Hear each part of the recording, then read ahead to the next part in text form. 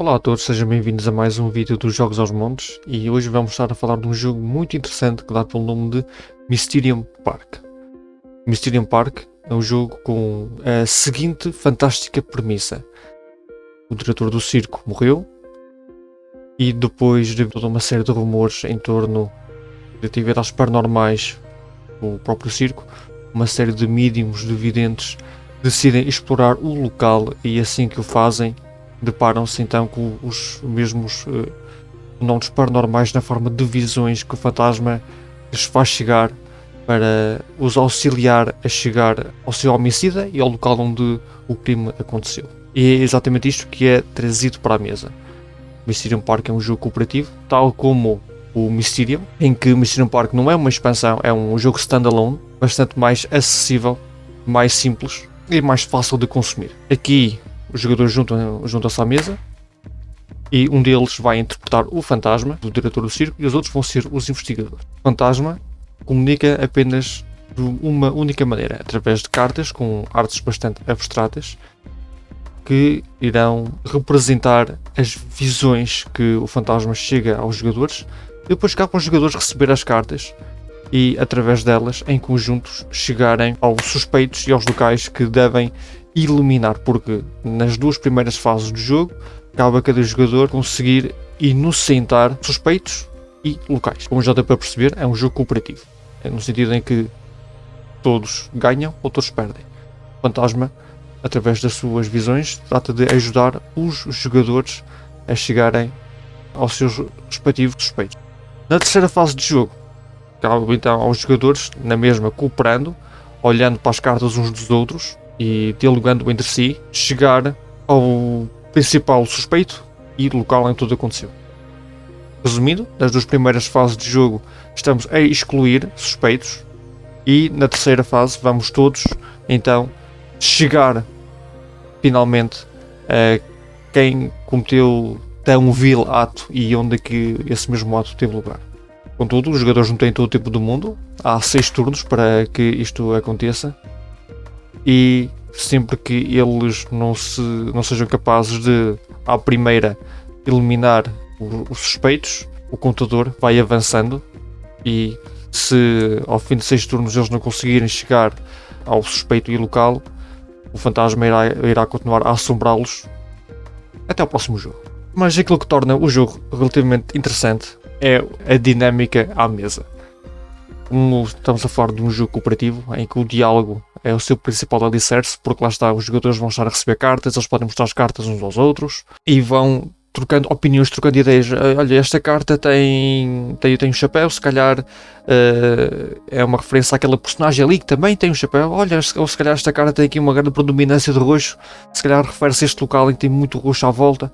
E depois cabe a cada jogador ter a decisão final relativamente à opção que escolhe. E isto, dependendo da mesa, dependendo do grupo, pode escalar. Porque, como estamos a falar de dialogar, de discursar, de argumentar, trocar ideias, algumas pessoas podem oferecer resistência de maneira diferente, quando acreditam piamente o argumento que estão a apresentar é o correto.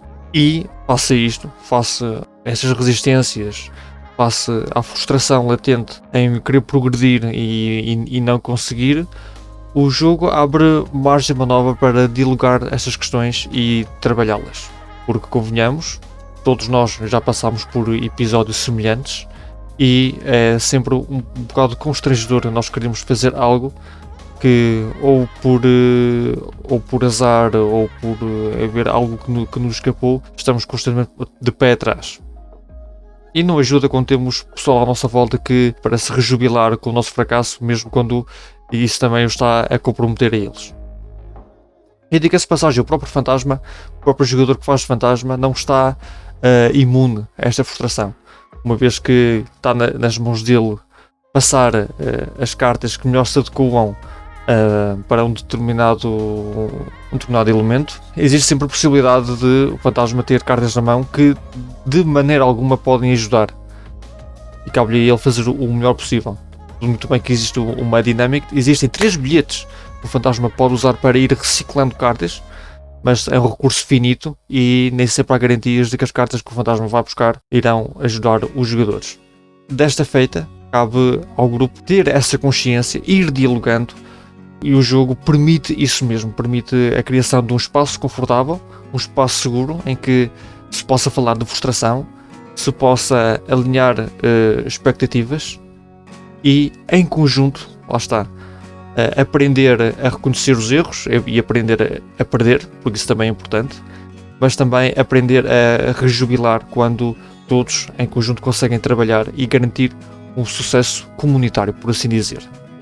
O Mysterium Park faz isto muito bem, tudo muito certo em como há grupos e grupos, e que no que toca à moderação, uns poderão ter mais facilidade que outros, ao qual deixo já o meu aviso que não cabe somente ao fantasma tratar dessa questão da moderação. Todos os jogadores à mesa são responsáveis por isso, e assim que virem que as coisas estão a fugir um bocadinho de mão, então a começar a descontrolar, devem ser assertivos ao ponto de parar o jogo, falar um bocado, deixar que se recupere o fôlego, e depois de tudo estar alinhavado, se reconhecerem que coisas estranhas estavam a começar a acontecer, então regressar com outro tipo de foco, outro tipo de mentalidade, e então continuar esta tarefa, porque haverá sempre um novo jogo, é bastante fácil de preparar e trazer para a mesa.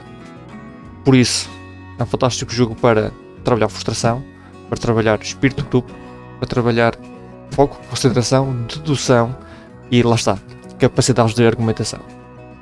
E vocês já experimentaram o Mysterium Park?